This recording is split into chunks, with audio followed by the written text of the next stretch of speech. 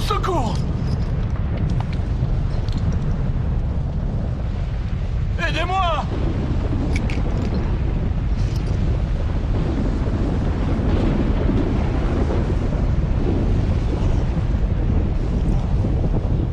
Au secours!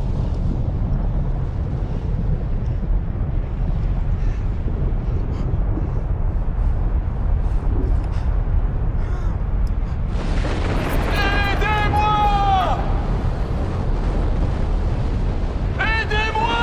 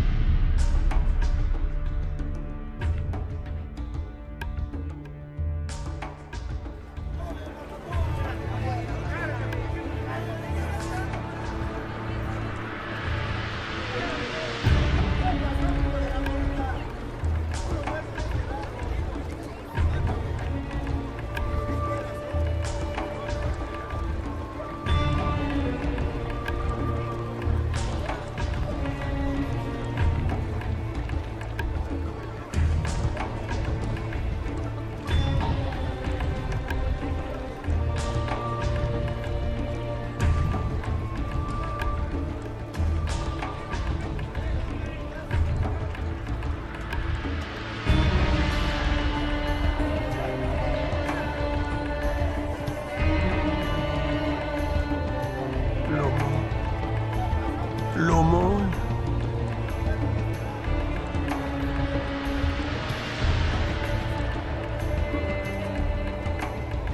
L'aumône. L'aumône. Comment oses-tu me toucher? Tu veux que je sois aussi sale que toi? Je ne devrais même pas te permettre de mendier à ma porte. Pardonne-moi, Seigneur.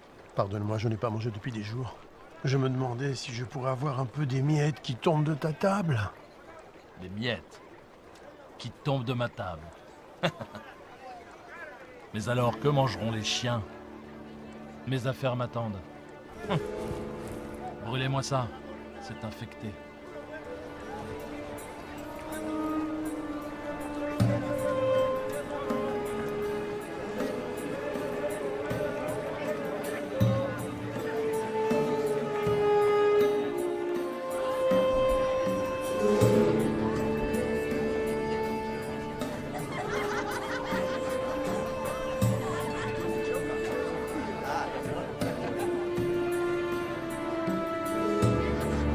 Le voilà, enfin!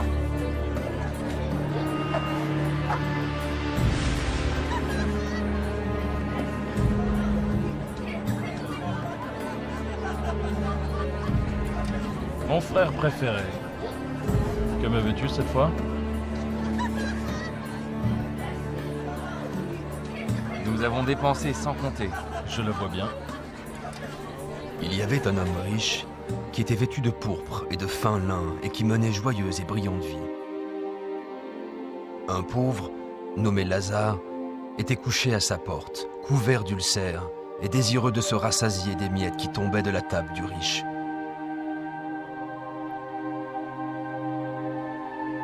Et même les chiens venaient lécher ses ulcères. Oh. Oh. Oh. Oh. Dieu, aide-moi. Pourquoi? Pourquoi? Pourquoi?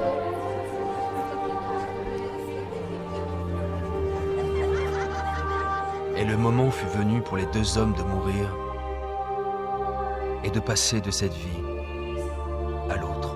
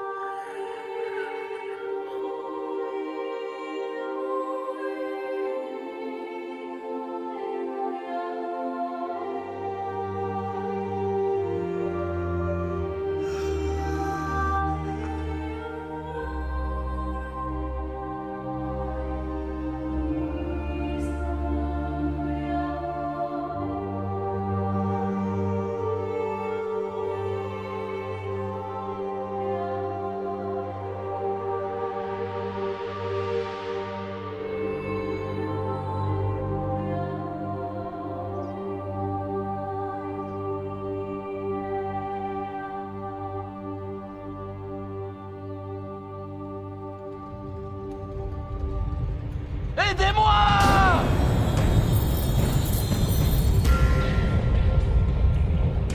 Au secours!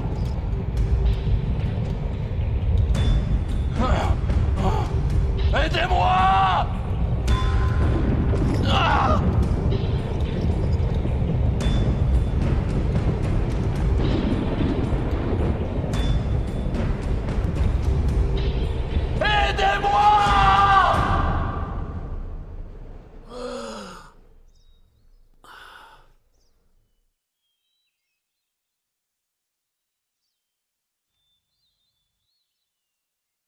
L'aumône.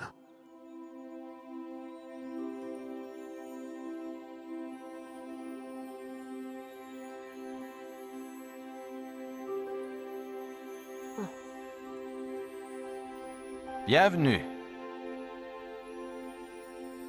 Père Abraham. Oui. Oui, je suis Abraham. Ah, Bienvenue au paradis. paradis. Oui, Lazare. Paradis!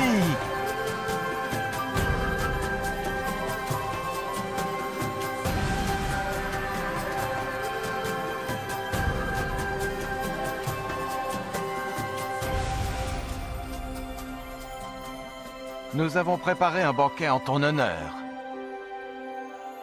Oui, oui, viens.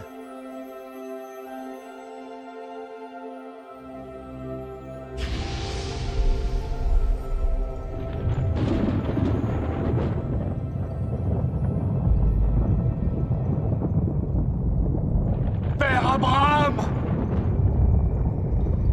Père Abraham! Aie pitié de moi!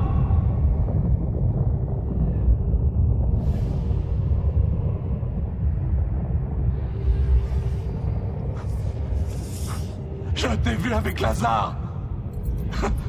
Envoie-le-moi! Pour qu'il trempe le bout de son doigt dans l'eau et me rafraîchisse la langue! Car je souffre cruellement dans ces flammes!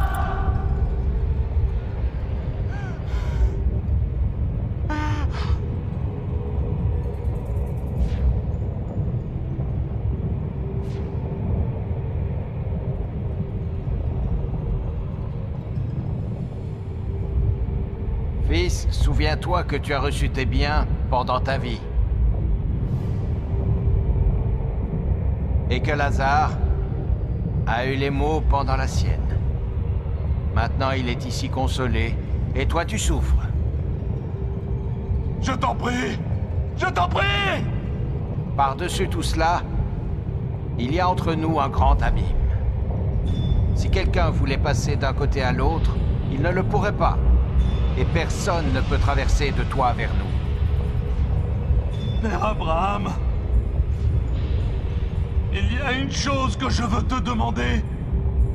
Envoie Lazare dans la maison de mon père, car j'ai 5 frères, pour qu'ils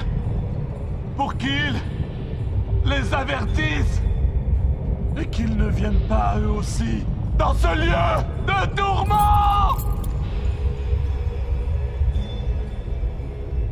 Ils ont Moïse. Ils ont les prophètes. Laisse tes frères les écouter. Non. Non. Mais si quelqu'un des morts va vers eux, ils se repentiront. Non, s'ils n'écoutent pas Moïse et les prophètes, ils ne se laisseront même pas persuader par quelqu'un qui ressusciterait des morts. Je t'en prie. Non. Je t'en prie. Non. Je t'en prie. Non.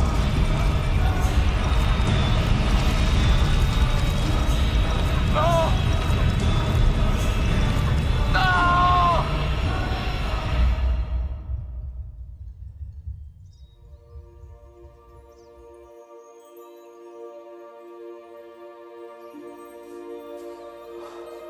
Lazare, viens dans le lieu que ton père a préparé pour toi.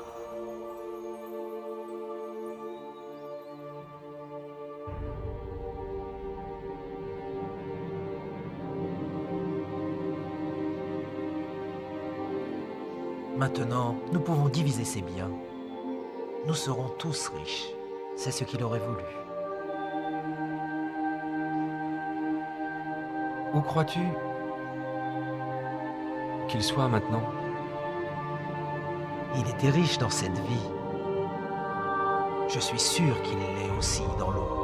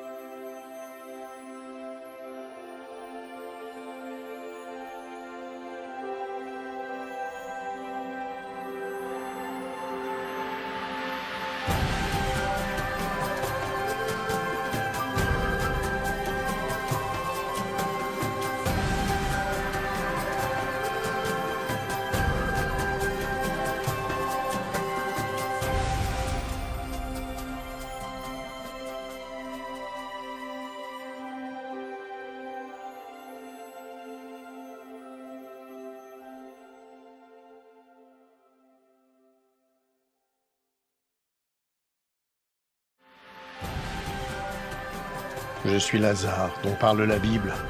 Vous en apprendrez plus sur moi et cette histoire dans Luc 16, chapitres 19 à 31. Qu'avez-vous appris de cette histoire? Comment pouvez-vous appliquer cette histoire à votre vie? Laissez-moi vous raconter certaines des choses que j'ai apprises de cette expérience. Ce que Dieu m'a enseigné. J'étais un homme très pauvre. En fait, j'étais tellement pauvre que j'en étais malade, que je n'avais personne pour s'occuper de moi. Même les chiens venaient me lécher. À cause de ma condition, je me sentais insignifiant et sans espoir dans ce monde. Mais ma foi en Dieu n'a pas vacillé. Et à ma grande joie, lorsque j'ai ouvert les yeux au paradis, j'ai appris que je n'étais pas insignifiant pour Dieu. Il connaissait toutes mes pensées. Il savait même combien j'avais voulu rencontrer Abraham. Alors il l'a envoyé, lui Abraham, pour m'accueillir et me souhaiter la bienvenue. Lorsqu'Abraham, le père de notre foi, m'a salué, je fus envahi par la joie. Comment un tel homme béni de Dieu pouvait-il s'intéresser à moi? Apparemment abandonné de Dieu et sans utilité. Vous êtes-vous déjà senti ignoré, oublié, insignifiant? Dieu ne vous a pas oublié.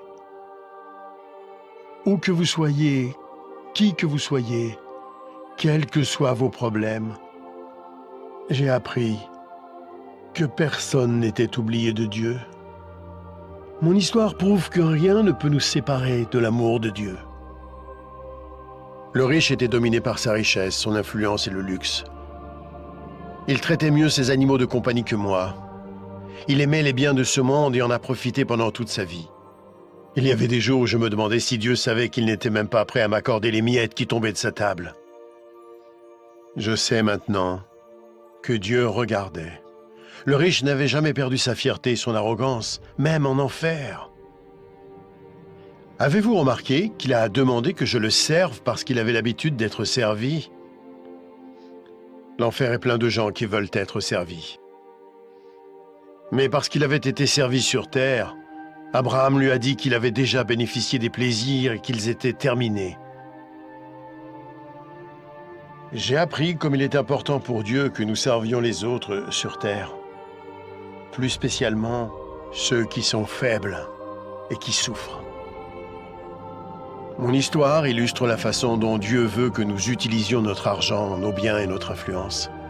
Il est clair qu'une courte période nous est accordée sur terre pour tester la façon dont nous utilisons ce que Dieu nous accorde, pour nous-mêmes ou pour les autres.